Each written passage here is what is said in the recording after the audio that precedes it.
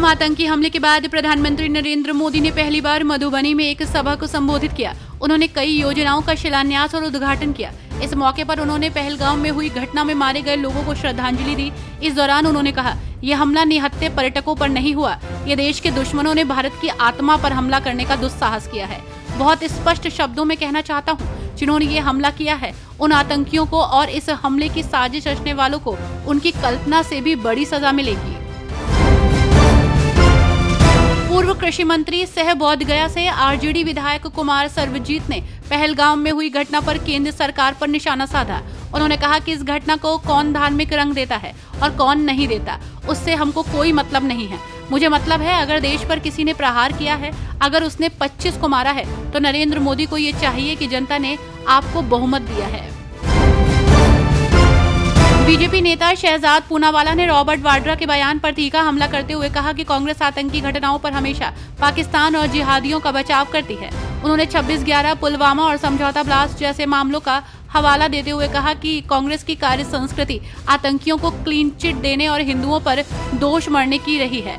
पूनावाला ने आरोप लगाया कि कांग्रेस अब INC नहीं बल्कि PPP यानी कि पाकिस्तान परस्त पार्टी बन चुकी है। शिवसेना UBT के सांसद संजय राउत ने पहलगाम आतंकी हमले के बाद पाकिस्तान के खिलाफ केंद्र सरकार के कड़े जवाबी कदमों का समर्थन किया। उन्होंने कहा कि विपक्ष में होने के बावजूद पार्टी सभी फैसलों का स्वागत करती है। उन्होंने हमले में पाकिस्तान की अप्रत्यक्ष संलिप्तता की भी निंदा की और आरोप लगाया कि पाकिस्तान में आतंकी शिविर चलते हैं। इसके अलावा राउत ने इस बात पर भी जोर दिया कि सरकार को पाकिस्तान के खिलाफ और भी सख्त कदम उठाने चाहिए। पहलगाम आतंकी हमले पर AIMIM प्रमुख असदुद्दीन ओवैसी ने कड़ी निंदा की। उन्होंने कहा कि इन आतंकियों के खात्मे से ही पीड़ित परिवारों को न्याय मिलेगा। ओवैसी ने पाकिस्तान से आए इन आतंकियों के सीमा पार करने पर भी सवाल उठाए। उन्होंने कहा, आतंकियों को पनाह देने वाले देशों के खिलाफ एकजुट होकर कार्रवाई करने की जरूरत है। कांग्रेस नेता उदित राज ने कहा कि कांग्रेस पार्टी सरकार के हर फैसले के साथ खड़ी है। सरकार ने जो 5 बड़े फैसले लिए हैं, हम उनका समर्थन करते हैं। बार बार हो रही घटनाओं के खिलाफ सरकार को कार्रवाई करनी चाहिए। उन्होंने कहा, सरकार की तरफ से आतंकवाद का सफाया करने की बात कही जाती है, लेकिन तब कोई न कोई हमला हो जाता है। इसलिए सरकार को ऐसा काम करना चाहिए कि आतंकवाद का सफाया हो सके। भारत के फैसले से पाकिस्तान बौखला गया है। पाकिस्तान ने भी 5 बड़े फैसले लिए हैं। पाकिस्तान ने कहा कि भारत ने पानी रोका तो उसे युद्ध के रूप में माना जाएगा।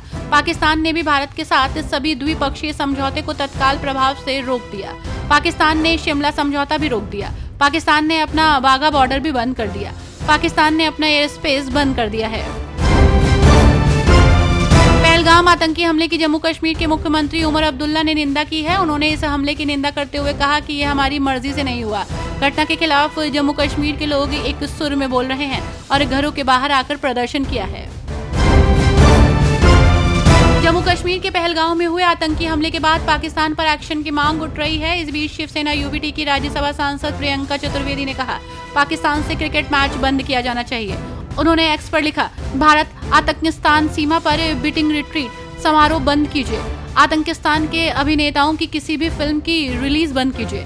आतंकवादी के साथ हमारे द्वारा खेले जाने वाले किसी भी क्रिकेट मैच को बंद कीजिए। BCCI, अब समय आ गया है कि आप अपने मुनाफे के लिए देश के लिए खड़े हों।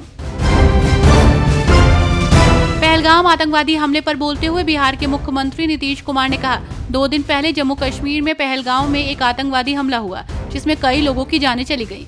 ये एक बहुत ही दुखद घटना है और हम इस कृत्य की निंदा करते हैं। हम पीड़ितों के परिवारों के प्रति अपनी संवेदना व्यक्त करते हैं और हम उनके साथ मजबूती से खड़े हैं।